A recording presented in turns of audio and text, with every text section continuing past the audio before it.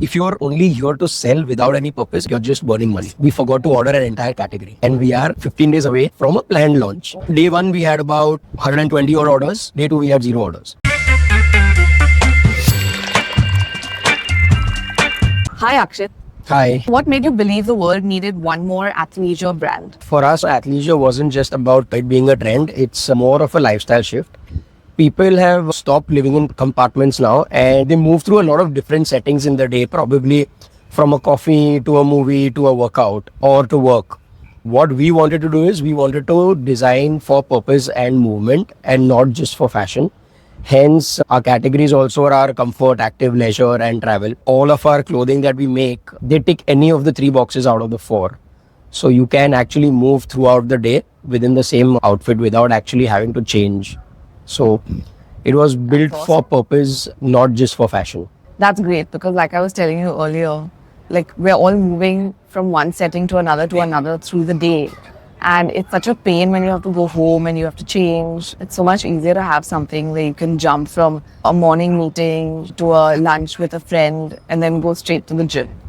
Previously, people had the time to go home and change. Now it's become so fast-paced. People don't have the time. They just want to get things done. Yeah. Hence, the reason for us to get these 3 ticks on the boxes that we have now. So how did the idea come to you? I've been linked to the consumer space since, say, about 8 to 9 years now.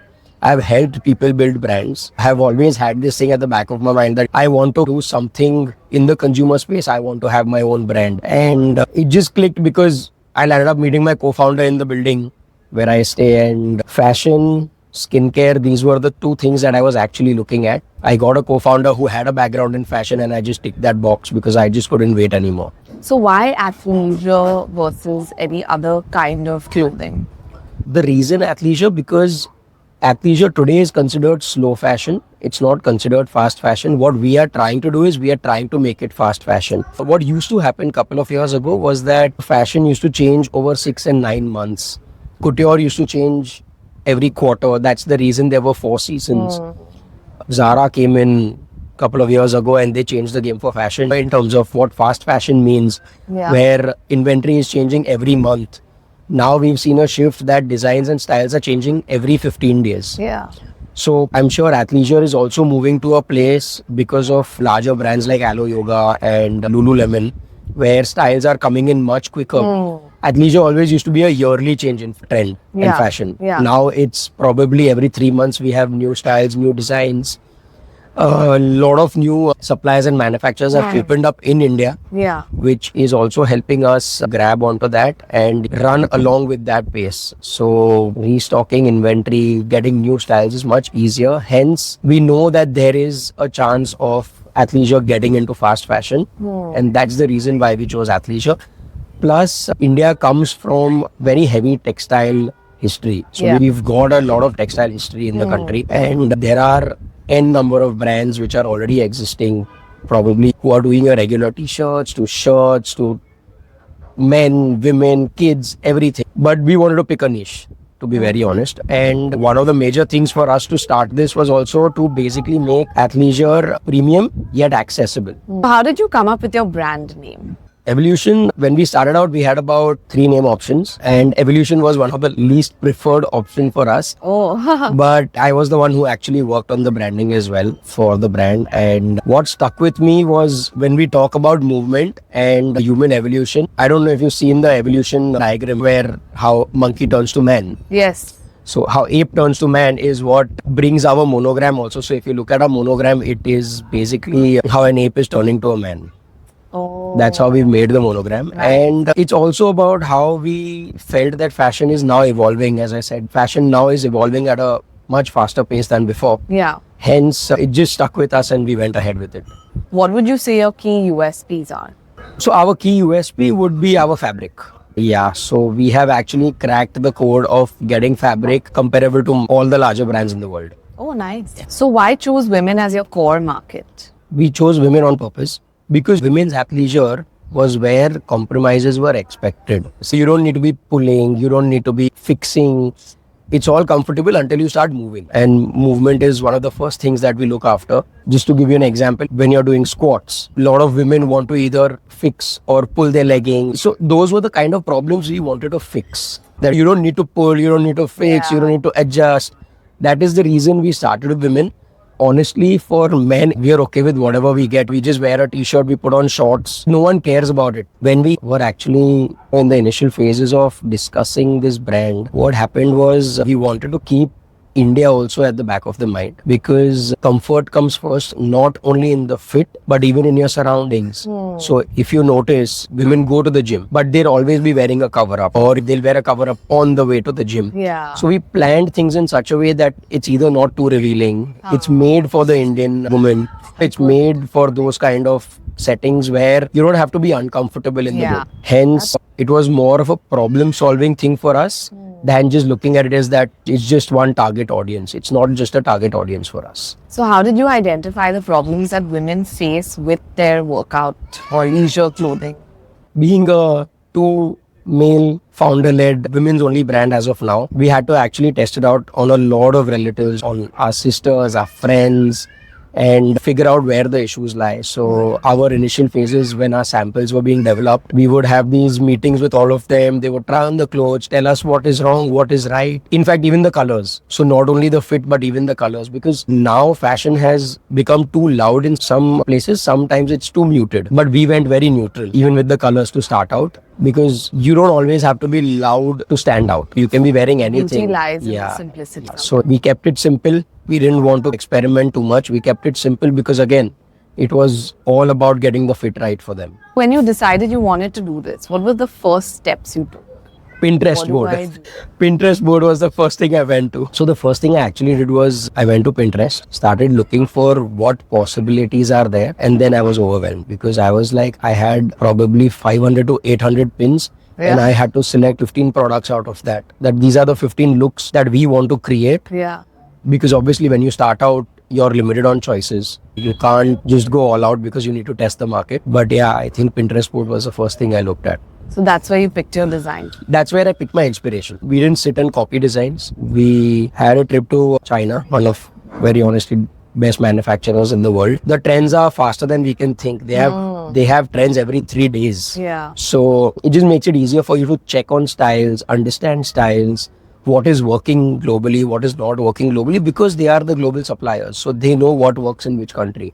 Hence their trends are generally 6 months early on. So they know today what is going to launch 6 months down the line. How do you plan to stand out in a crowded market? Yeah, a lot of brands are coming up on a daily basis. So it's not even that there's a new brand in a month, there's a new brand by the day now. So it does make everything difficult for us. But I think we believe on the purpose that we've come out, that we are set out for. Hence, I think if we continue on that route, we know we will stand out. Again, premium yet accessible is what we are going for. So we are not going to compromise on fabric, on fit, on quality, which is, I think, going to be one of the major things that is going to help us stand out. When it comes to scale, a lot of brands then start compromising on a lot of things to get their costs down, to make it cheaper for the consumer so that they can sell more. Yes. That is something that we don't want to do. We want to keep it similar, launch limited styles, but have one of the best qualities. Everyone's talking about how D2C brands succeed only when you spend heavily on marketing. Why did you think of starting a D2C brand? And how do you feel like you can make it work? Most consumer brands, they take a big hit because of the kind of marketing spends that they need to do. But what a lot of founders need to understand is they need to start controlling the narrative of the brand. So once they start controlling the narrative, the brand story, that's when the marketing spend actually starts giving you returns.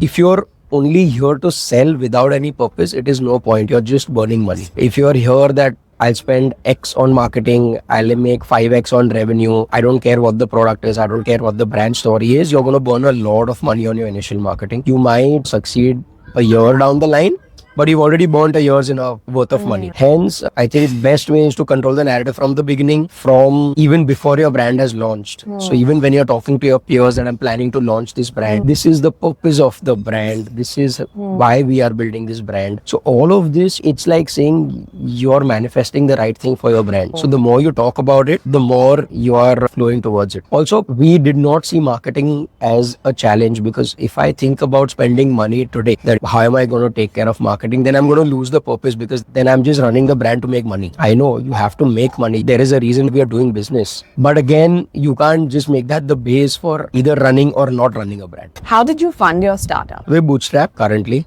How much cash did day one take? Almost 70% of the total capital. Whatever amount we decided to actually invest, 70% of that was done on day one. On day one? Yeah. And what did that go towards? It went towards inventory, it went towards brand building, it went towards our photo shoot, it went towards the initial marketing campaign. It didn't go towards any founder salaries. What was your initial marketing campaign? If you've seen the tagline, it's called Live, Move, Evolve. And initial marketing campaign, what we tried was to start building a community even before we launched, which we realized is not very easy to do. It's one of the most difficult things to do, is build a community.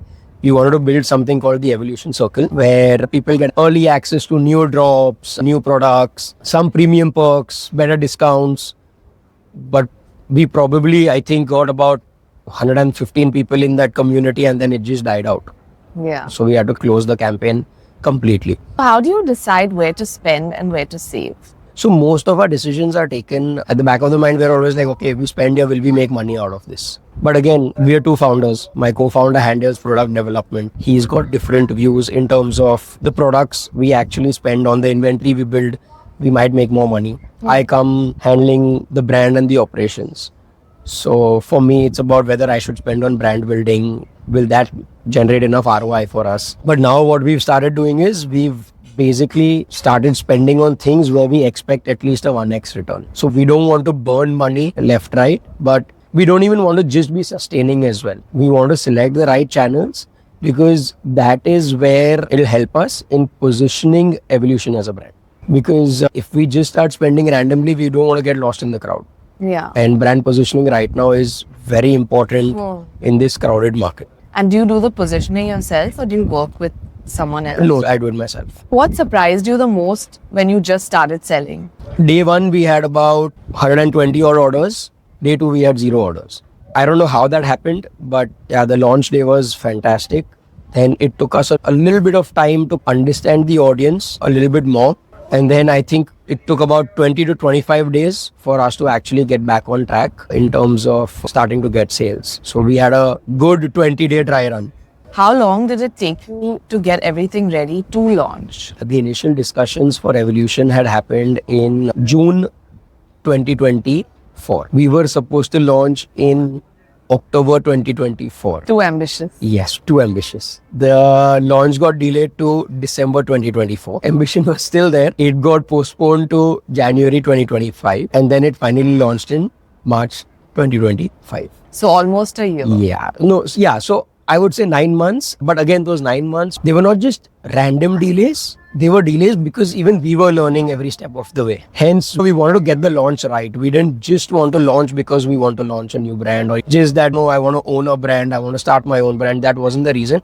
But we were learning a lot of things on the way. For example, fabric differentiation, understanding the Indian consumer, understanding our target audience in terms of price point, price parity across a lot of channels, so many competitors. So there was a lot of learning that happened in those 9 months. And then we finally launched in March 2025. If you had to break down what transpired in the 9 months before you launched, what were the different phases?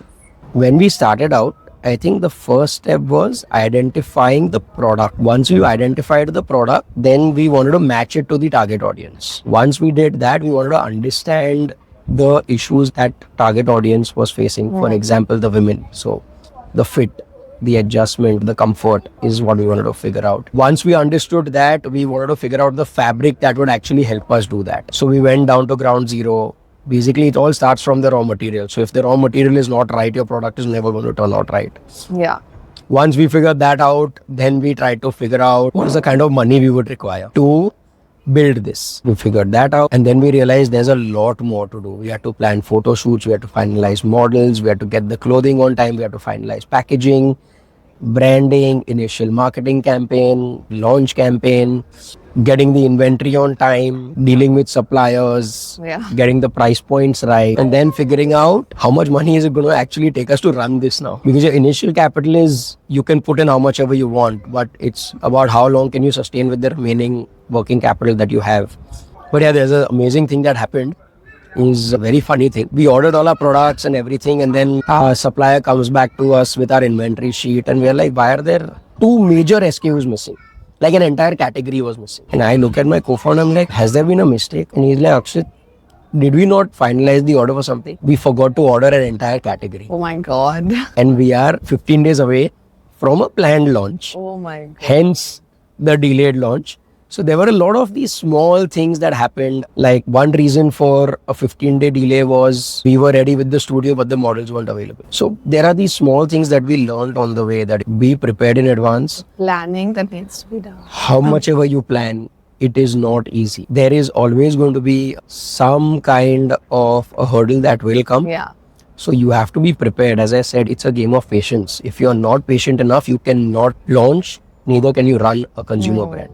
We had to face a lot of people asking questions, when is it launching? Wasn't your launch date last month? Wasn't your launch date 15 days ago? But I think we were prepared that we will launch only when we feel it is right to launch. That's right. Yeah. We missed out on a season for a launch. So we missed out on basically a November, December, January is a very heavy season for shopping. We missed out on that, but just because we wanted to get it right. So what happens in a launch of a D2C brand? The launch of a D2C brand, honestly, we wanted to keep it simple. We didn't want to throw a massive launch party. We didn't want to do all that. What we did was we had a marketing campaign which went live about 15 days prior to the launch date. That's all. And we announced it obviously on WhatsApp, on community groups, friends, family, on their extended groups. So we just did a simple launch. We didn't go overboard by throwing a massive launch party, etc., which I feel very honestly probably could have done. But again, keeping in mind whether you have the finances available. What was the first thing that broke when the real orders started coming in?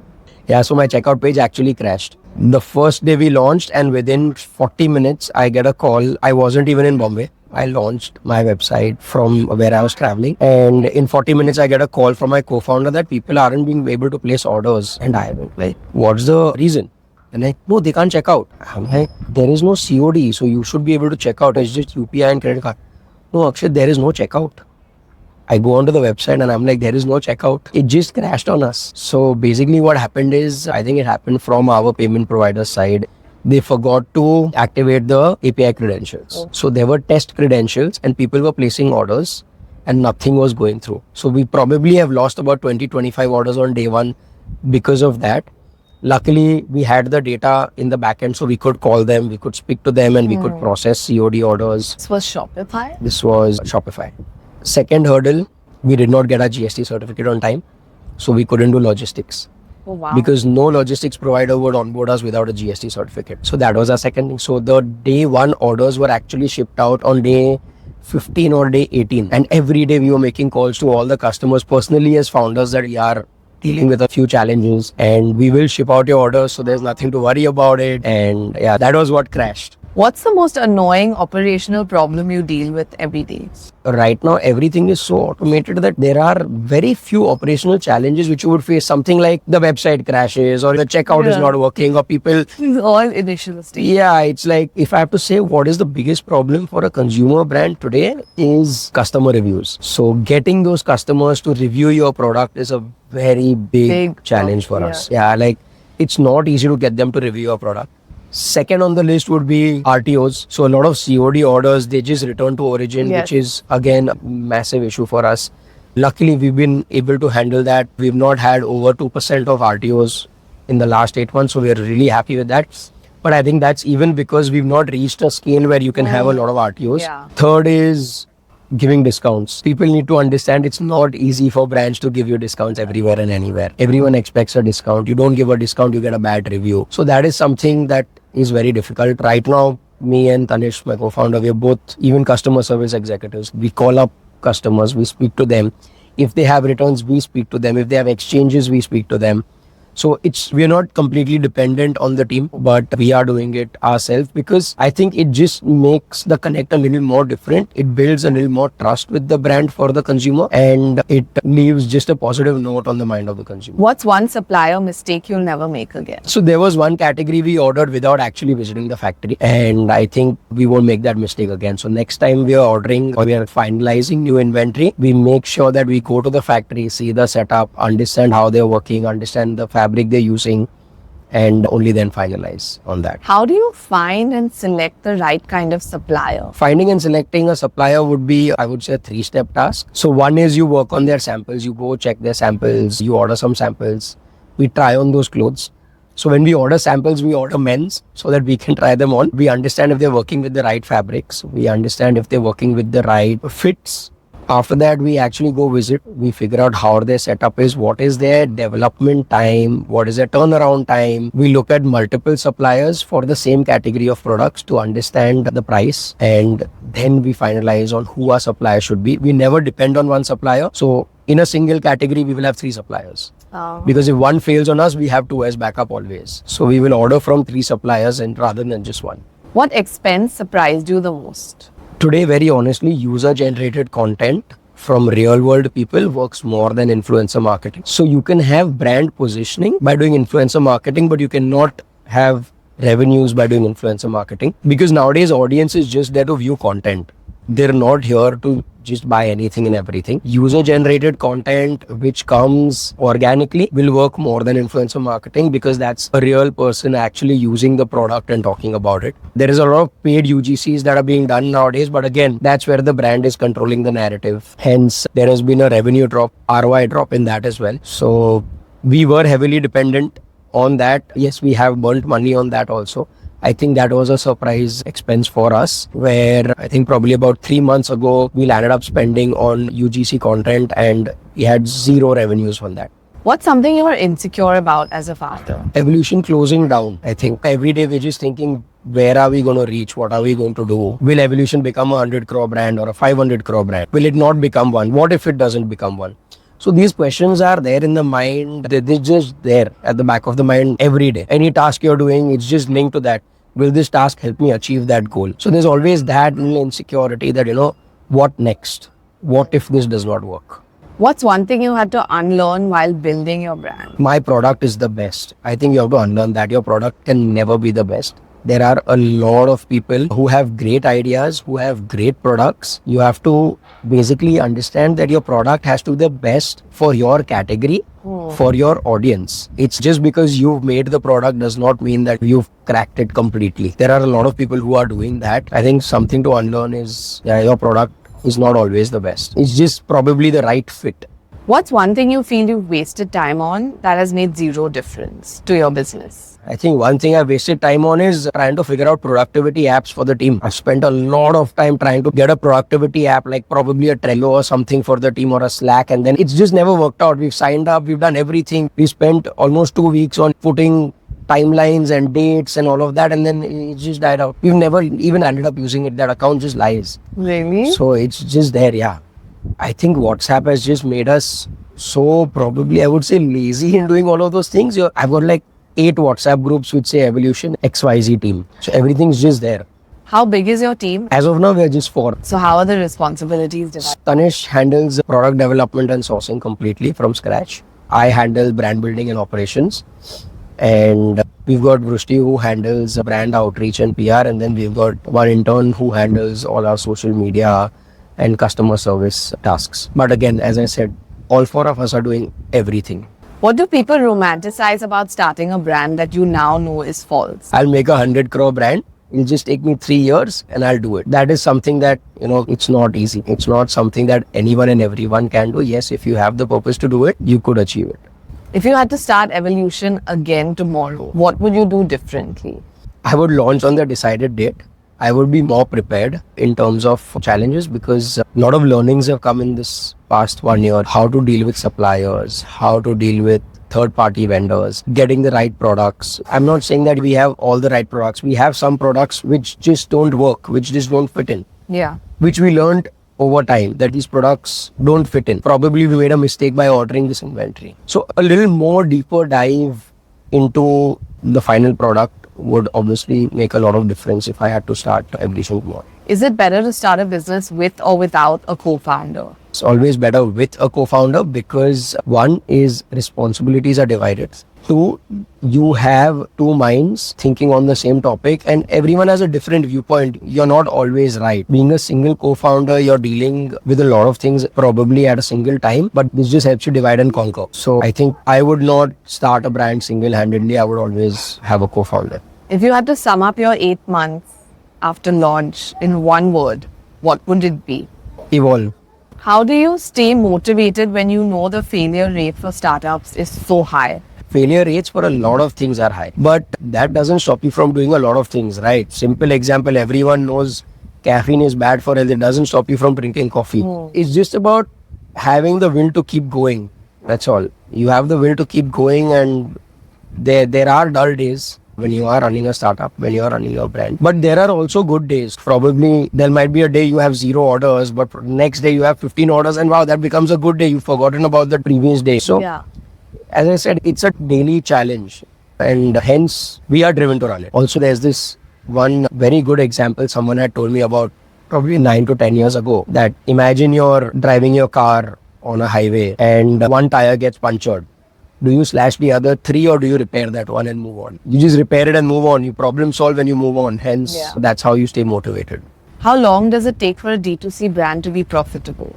In real world, a consumer brand would take anywhere between 18 to 36 months to be profitable. So it's a very large window. There are a lot of brands who get overnight success, a lot of founders who had overnight success, but then there is a lot of difficulty in sustaining that success as well. Because with scale, as I said, there are bigger challenges. But yeah, 18 to 36 month window is your time to actually shine, for a brand to actually shine. Until then, if you've got things right, I think you can be profitable. How do you plan for that 18 to 36 months to ensure you have enough funding? Just having enough money does not solve the problem. We need to have the right investor as well. You can get money from a lot of sources, but if you don't get the mind, put that money in the right places, then it's a big challenge. And there are a lot of investors who come with that experience, who can open a lot of network for you, can open a lot of doors for you, put you in the right place, make you meet the right people. And currently that is what we are working on. We are opening up our network so that when we plan to raise next, we would probably have better options than not having any options at all. How do you go about finding the right kind of investor? It's not easy to find the right investor. Even we might make a mistake down the line, but it's majorly through network. How investors do due diligence on brands, even we have to do our due diligence on investors. Which brands have they invested in? How have they helped that brand grow, or how have they helped that startup grow is very important. It shouldn't just be that, okay, see, a financial investor, yes, it's all about money. We've put in XYZ money and we've got it done. But when a strategic investor comes on board, we need to understand what did they do to help that brand grow. So that is where we need to figure out our things.